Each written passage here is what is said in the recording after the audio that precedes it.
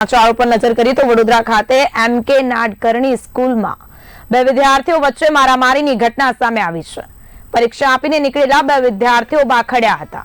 આ સાથે જ ધોરણ 9 અને 11 ના બે વિદ્યાર્થીઓ વચ્ચે થઈ હતી મારામારી। તો કેટલાક વિદ્યાર્થીઓએ એક વિદ્યાર્થીને માર માર્યો હોવાની વાત વહેતી થઈ છે।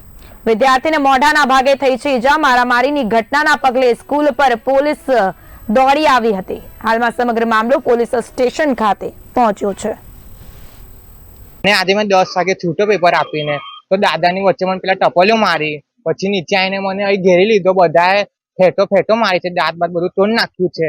પછી હવે એમાં મેં બચીને ભાગી ગયો। સ્કૂલ વાળા પર મેં કમ્પ્લેન કરવા ગયો તો સ્કૂલ વાળા એવું બોલ્યા કે કંઈ કરીશ ના મોટું, પોલીસ કમ્પ્લેન કરીશ ના, અમે બધું અહીં એ લોકોના પેરેન્ટ્સને લઈને બોલાવી લઈએ। એ લોકો પેરેન્ટ્સ અમને એવું કીધું ચુનારા લોકો કે તમારી જે થાય કરી લો, તું મને આજે રાતે મળીશ, કઈ બી મળીશ આ ઘર છે તને અમે મારી નાખીશું। મારો છોકરો બને છે 11માં છે અને એને આજે લગભગ 10 જણને એ લોકોને એના પર હુમલો કર્યો છે, જાન લેવા એને માર્યો છે પકડીને।